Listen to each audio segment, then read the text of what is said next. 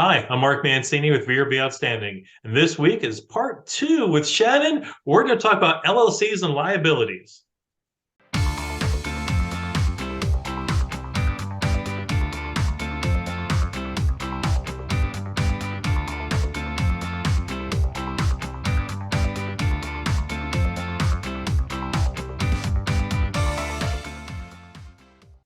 So, welcome back. Thanks again for joining this week. And we've got Shannon Collier here again. And for those of you who may have missed or forgotten last week, I want to talk about her background for just a minute. She's licensed in both Georgia and Florida. I'm going to have her give a little background about herself. Go ahead, Shannon. Why do you keep doing this to me? So I went to college in Florida, graduating with a bachelor's in business, accounting and finance. Went on to get my JD MBA in Alabama, then went on to get my master's of laws at Emory. And I've been practicing ever since, just loving on my people and transactional work. Awesome. So you heard it there. She's got multiple degrees. This woman is beautiful and smart. So again, if you've got short-term rentals in Georgia and Florida, Shannon, in full disclosure, has done our rental agreements for our properties in Florida in the Florida Keys. And she's telling me I have to send her down there as part of the stipulation. So we'll have to see about that. So we're going to talk this week again about liabilities and LLCs and how we can kind of help prevent from disasters from happening. I kind of want to preface it before I go into any kind of questions, Shannon, with it's really easy to set up per se to get an LLC. You can reserve a name, you can do a filing, you can get an EIN number, but that's really just this much, right? I mean, everyone gets real cocky. Oh, I set up my own LLC and got my own EIN number. Does that really protect them if that's all they're doing? No, no. If they're sued or audited, the LLC is pierced. The end. We want So details. yes, let's talk about. So I assume there's things you have to do every year with an LLC, and it's not just pay money. There's actual things you have to do. Yes. Well, first, to form the LLC, you must have an operating agreement. And the operating agreement is not one of those three-page things you get off of some home box store internet software LegalZoom.com. thing. I'm not going to name anybody in particular. But no, an operating agreement in order to qualify for federal, state, and federal meaning tax, internal revenue, and state purposes, it must include certain specific provisions. And if those provisions are not there, it does not qualify, and that permits a recategorization of income by the IRS, and it permits a piercing if you're sued. So it is, I always say it is a combination of bylaws and shareholder agreement in one, the operating agreement. But these are things it must include, as well as all those fun things we like to include to protect our owners. So that's the first thing.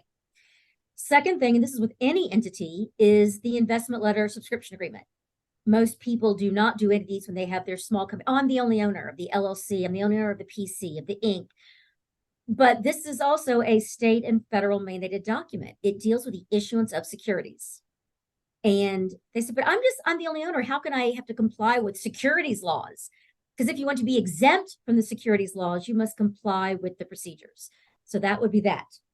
And then there are resolutions. Now, most states do not require annual resolutions for an LLC. They do for Incs, they don't for LLCs. However, all of my clients do have annual resolutions for their LLCs. And the reason is this. One, I'm a big devil's advocate. I try to think of all the what ifs and I try to do all the CYAs. And so in doing CYAs, I prepare resolutions just as if they were a corporation. And it just so happens that I have been in front of more than one judge. And they were in an instance where the opposing party was attempting to pierce my client's entity. And it was an LLC. And the judge looked and he says, I see annual resolutions and I see an operating agreement. I see that formality has been followed. I am not going to allow you to pierce the corporate veil. The judge expressly said, I see resolutions and operating agreement. He didn't just say operating agreement. And because of that, from my aggressiveness in my operation, but my conservativeness with my documents, my client flew through this without any personal liability. And that is, of course, the ultimate goal. So I do those as well. Annually, you are looking at needing to make sure that you renew your entity with whatever governing state you are in. If you are domesticated, domiciled in one state, but also operating in another state, don't forget to register that foreign entity for operating in the other state. And then, of course, your local business licenses, which may be called occupational license, the local tax, however they call it, but your business license for wherever your physical offices are located also needs to be done. Fun, fun. Interesting. So, I've heard people say throughout these Facebook groups, oh, don't even bother getting an LLC because they'll pierce your corporate veil very easily. And it sounds like they will if you don't have an attorney who goes the distance to make sure that your ass is covered, right? And not just that, I mean, hopefully the attorney will also advise you A, B, C, D. Do this, don't do that. So I'll give you a free don't do. Do not commingle funds. Do not treat that LLC bank account like it's yours. It is pierced in a heartbeat. Even if you have operating agreement and resolutions, you cannot commingle. Now, do we run our cell phones through our businesses? You're doing business on your cell phone. Go for it. Are you running your internet service through your business? You're online, operating your business online. Absolutely a valid expense. Are you going to the grocery store on your business credit card? Don't do that. Are you going to Costco on your business debit card? Don't do that. Unless that Costco trip is to supply the VRBO, the VRE, the extended stay location. That's different. But don't you go putting your home businesses, go out to dinner and all this, and keep using the business credit card, the business debit card. Do not do that. That is where piercing will occur. And you brought up an excellent point, because there's something I've always, heard: your utilities, your homeowner's insurance. If that's underneath your personal name, but the title's in an LLC, that's kind of odd, right? You are asking for trouble. You need to make sure if the property is owned by an LLC, then everything should be denoted in the name of the LLC. You don't want personal commingling, integration. That's how you create piercing. The similar thing happens when someone says, well, here I have two separate properties. They're in two separate LLCs. And do you have the parent LLC? Well, that's great. Well, if I have one parent, I've heard that people can go up to the parent and come across and they can hit all the LLCs. No, not if you follow the rules. Is each LLC accounting for its own taxes, its own liabilities? Even if that head one is taking care of it, fine. The head one does it, but it does for each one, and they are funneling up the funds. You can have a management LLC operating a bunch of little properties below, but follow the formalities, have the contracts, have the documents in place, and have the ownership of utilities, of everything else in proper order. If you want a business credit card in your name, make sure it's the business credit card and it's be used for business purposes. And one thing I do want to mention, because some people will be watching this in other states, there's about a dozen or so states that do what's called a series LLC, right? Yes. Personally, I have issues with those, but I won't get into my personal opinion on that matter. Roger that. So question I had about people who may still have a mortgage on their short-term rental.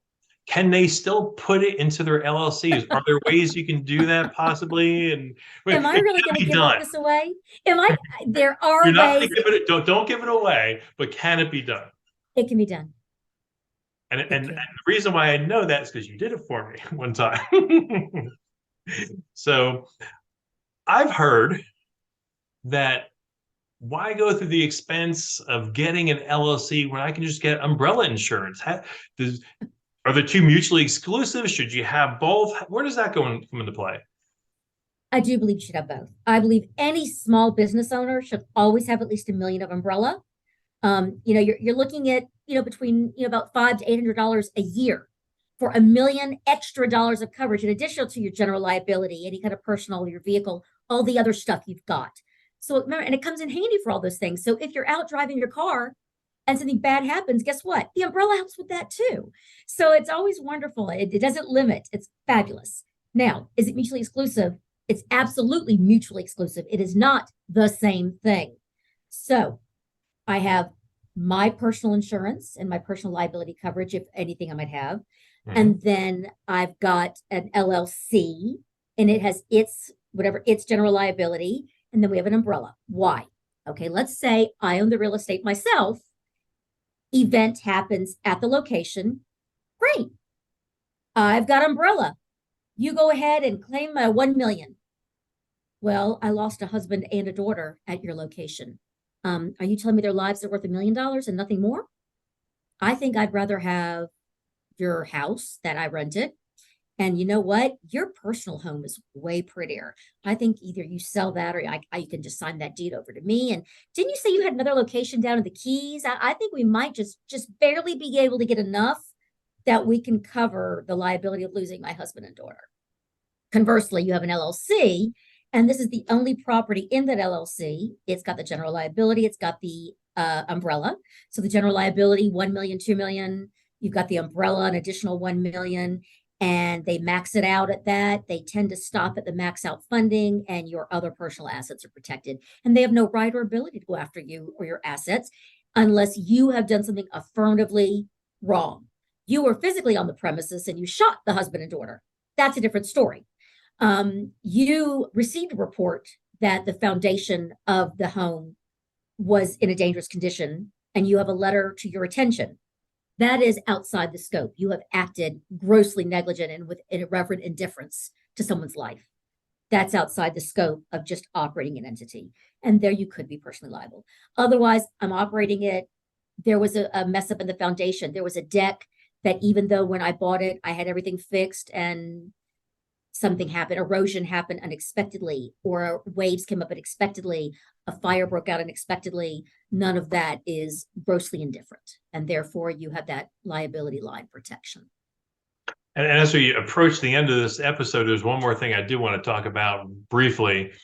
For those people who do have a higher net worth, a trust is something I've heard that should be something maybe they consider with a good attorney. They can consider. This is something that's really case by case. They need to look at overall risk, overall amount of assets and type of assets, and then ultimate succession plan before they decide to spend money on a trust. They also need to look at whether the purpose of the trust is for lifetime administration or whether it's for long-term tax planning. So there are different things to look at as to whether or not it's advantageous, whether it's an optimization of your assets, and whether it's worth it or not. There are several occasions where I advise my clients that it's really not worth the money. And there's some that decide that they would rather do some planning today rather than wait for later to do it. So it depends on an individual's perspective and should be discussed wholly on a case-by-case basis and should never be deemed a default decision. What is default is you should not own rental properties in your own name. That is default, no matter what. I have no exceptions to that, and you can't convince me otherwise. What isn't default is trust. I agree 110% because I think I learned it from you. But in my VRB Outstanding course, which we go into detail, 8 hours or so of detailed learning. But one of the things I talk about is your pro team, your attorney, your CPA, and your financial planner. And then all three of them have to work together to make sure you're protected, you're paying less taxes legally, and you're out there providing a safe and fun rental, but you're doing so safely and protecting your assets and growing your wealth. And Shannon, your time is priceless. I appreciate you spending this time with us this week and previous week. I'd love to have you on sometime again in the future. So for those of you out there, again, Shannon's licensed in Georgia and Florida. Please reach out. Her contact's going to be on the screen throughout the episode. Remember, hit the like and subscribe button below. We're going to see you again next week with an amazing episode here at VRBO Outstanding, so stay tuned.